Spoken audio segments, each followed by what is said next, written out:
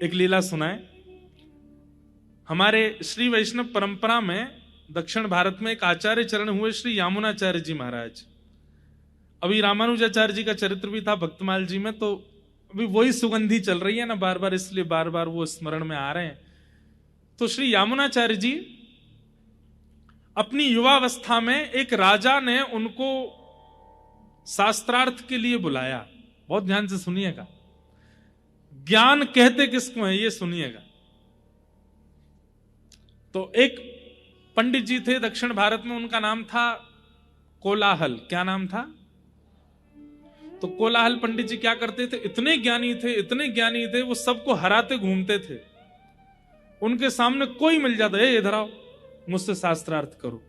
और सामने वाला जब हार जाता था तो उससे कहते, अब एक पत्र पे लिखो मैं कोलाहल पंडित जी से हार गया, आज के बाद ये मुझे जब भी मिलेंगे मैं इनको दंडवत प्रणाम करूंगा, कुछ दक्षिणा दूंगा। सब ब्राह्मणों से यही करवाते। तो एक राजा थे दक्षिण भारत में, चोल देश के राजा थे संभवतः, उनका नाम था पांडे। उनको इसमें बड़ा आनंद आता था कि एक हारे और एक जीते। वो ऐसी सभाएं करते रहते थे शास्त्रार्थ की। तो उन्होंने कोलाहल पंडित जी को परमानेंट रख लिया अपने राज्य में। बोले मैं ढूंढ ढूंढ करके विद्वानों को लाऊंगा, आप सबको हराते जाओ और मेरे देश का नाम रोशन करते जाओ। कोलाहल पंडित जी सबको हराते थे। तभी किसी ने नाम प्रस्ताव किया, बोले कि यामुनाचार्य जी हैं, उनको बुलाओ। तो यामुनाचार्य जी के लिए पालकी भेजी गई। पालकी में बैठ करके यामुनाचार्य जी आए। सामने कोलाहल पंडित जी बैठे, इधर यामुनाचार्य जी बैठे। तो बहुत ज्यादा गुण होना भी अच्छा नहीं होता। एक बात हमारी लिख लीजिएगा, कहीं अगर जगह मिले तो आपको लिखने की, थोड़ा सा अपूर्ण रहना चाहिए। बहुत योग्य और बहुत पूर्णता नहीं होनी चाहिए जीवन में। घड़े में थोड़ा पानी कम होगा, बोतल में थोड़ा पानी कम होगा तो खोलने पर छलकेगा नहीं। ऐसे कई लोगों को लगता है कि हम सर्वांगीण रूप से ऑलराउंडर बन जाएं, ये भी कर लें, वो भी कर लें, ये भी आ जाए, वो भी आ जाए, ये भी आ जाए और परिपूर्ण आ जाए। नहीं, थोड़ा अपूर्ण रहने दीजिए अपने आप को। थोड़ा ज्ञान में भी अपूर्ण रहो, थोड़ा भक्ति में भी अपूर्ण रहो, थोड़ा वैराग्य में भी अपूर्ण रहो, थोड़ा खाने पीने में भी पेट को अपूर्ण रखो। अपूर्णता आवश्यक है, क्योंकि जो पूर्ण होता है ना उसका छलकने लग जाता है। तो कोलाहल पंडित जी पूर्ण थे, यामुनाचार्य जी शांत बैठे थे। तो कोलाहल पंडित जी, देखना तुम जो कहोगे उसी पर मैं तुमको हरा दूंगा और ये करूंगा वो करूंगा। राजा ने कहा आज किस विषय पर शास्त्रार्थ होगा? तो कोलाहल पंडित जी बोले, ये यामुनाचार्य जी का शांत सा मुखड़ा देख करके मुझे लगता है बड़े बड़े विषय पर तो ये हार जाएंगे मुझसे, इनकी आवाज ही नहीं निकल रही है। तो एक बड़ा सामान्य सा विषय रखते हैं। बोले क्या? ये जो कुछ भी कहेंगे मैं उसका खंडन करूंगा। मतलब आपने कहा ऊपर पर्दे का रंग है सफेद, तो अब मेरा काम है कि मैं कैसे भी खंडन करूंगा, नहीं ये सफेद नहीं है, और मुझे ये सिद्ध करना पड़ेगा कि ये सफेद नहीं है। इसको कहते हैं खंडन शास्त्र। तो कोलाहल पंडित जी बोले, इनके शांत मुद्रा देख करके लगता है बहुत बड़ा शास्त्रार्थ ये कर नहीं पाएंगे मुझसे, तो ये जो कुछ भी कहेंगे उसका मैं खंडन करूंगा।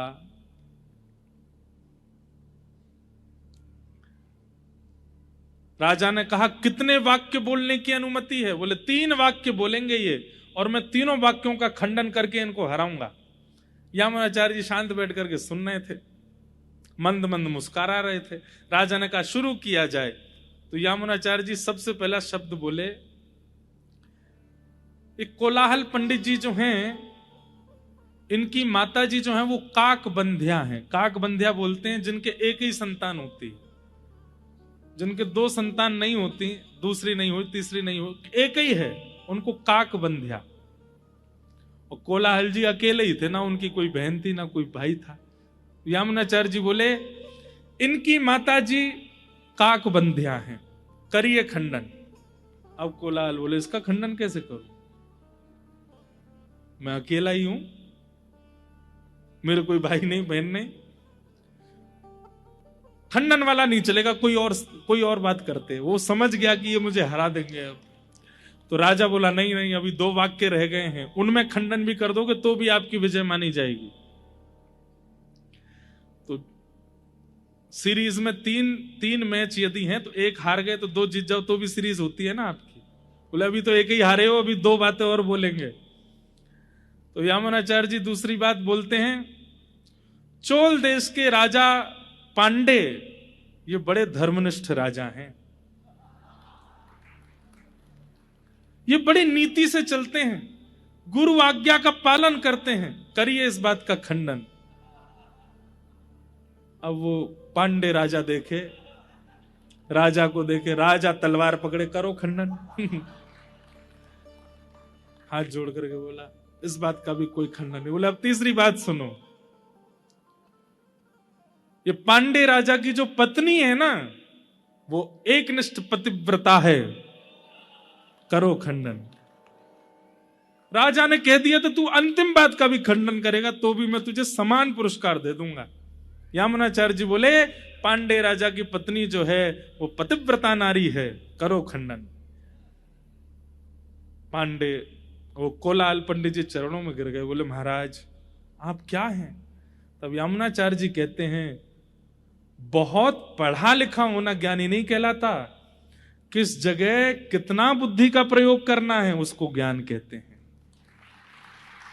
और वही ज्ञान भक्ति का बेटा है, भक्ति का पुत्र है। सत्संग क्या सिखाता है भाई? रसोई घर में हल्दी भी रखी है, हींग भी रखी है, नमक भी रखा है, अदरक भी रखी है, टमाटर भी रखे, आलू भी रखे। अब आप किसी ऐसे को भेज दो, उसको पता तो है कि ये हल्दी है, ये हींग है, ये नमक है, ये अदरक है, ये आलू है, ये टमाटर है। बोले सब्जी बनाओ। अब उसको ये नहीं पता कि अनुपात कितना डाला जाता है। कहीं से भी टमाटर काटेगा, कहीं से भी अदरक छील देगा, सब कुछ मिला मिलू करके बना के दे देगा। और उसको यही नहीं पता कि नमक कितना डालना है, तो बिगाड़ देगा ना सब्जी को।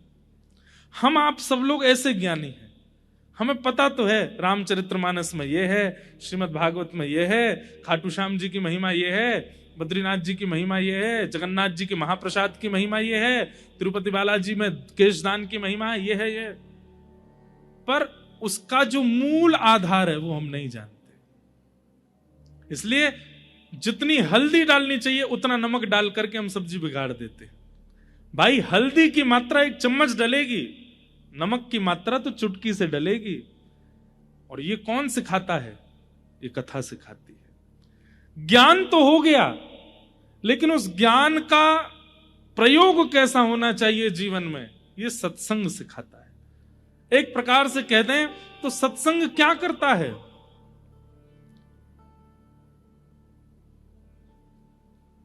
इक्वेशन है बहुत सारी, प्लस भी हो गया, माइनस भी होगा, डिवाइडेशन भी हो गया, मल्टीप्लिकेशन भी हो गया। अब उस पूरी इक्वेशन का जो मूल रूप निकल करके आएगा, आपका तो दिमाग घूम गया, अब क्या करना चाहिए? तो श्रीमद् भागवत जी क्या कैलकुलेटर है, लो यहां पे ये माइनस करो, ये प्लस करो, ये डिवाइड करो, ये करो, इज इक्वल टू ये। ऐसे ही आपके पास में जितना कुछ भी है उस सबको एक फॉर्म में ला करके व्यवस्थित करना, ये भागवत जी करते हैं। नहीं तो किसी में ज्ञान ज्यादा है, किसी में वैराग्य ज्यादा है, किसी में गुण की अधिकता ज्यादा है, किसी में रूप गर्विष्ठता है, किसी में अभिमान है, लेकिन इन सबको मिनिमाइज करके बिल्कुल एक सिमेट्री में करने का काम सत्संग करता है। इसलिए सत्संग बहुत आवश्यक है। ज्ञान कितना होना चाहिए? जितना सत्संग में प्राप्त हो, जितना आचार्य चरण बता देते हो उतना ज्ञान लीजिए, जिससे सब व्यवस्थित हो जाए। और वो ज्ञान भी अगर जीवन में नहीं है तो भक्ति होते हुए भी आप प्रसन्न नहीं रह पाओगे। इसलिए भक्ति के प्रथम पुत्र का नाम क्या है? ज्ञान। और ज्ञान किसको कहते हैं? बहुत नॉलेज होना ज्ञान नहीं होता, सही और गलत की पहचान होना, ये ज्ञान होता है। वैराग्य, सब कुछ छोड़ देना वैराग्य नहीं होता, सबके बीच में रहते हुए भी अपने मन को मचलने ना देना, इसको वैराग्य कहते हैं। सब कुछ है आपके पास, आपके पास में खाने के लिए बहु व्यंजन है, पहनने के लिए बहुत सामग्री है, भोग भोगने के लिए दुनिया भर की सामग्रियां हैं। आप पे इतना धन है, आप चाहें तो रात का डिनर दुबई करके आओ, सवेरे का ब्रेकफास्ट सिंगापुर में करो, मध्याह्न भोजन स्विट्जरलैंड में जाकर के करो, लेकिन इतनी योग्यताएं मिलने के बाद भी उसका उपभोग ना करके बहुत व्यवस्थित जीवन जीना, ये वैराग्य है। वैराग्य का मतलब सब छोड़ देना नहीं होता, सबके बीच में रहते हुए भी मन को मचलने ना देना, ये वैराग्य।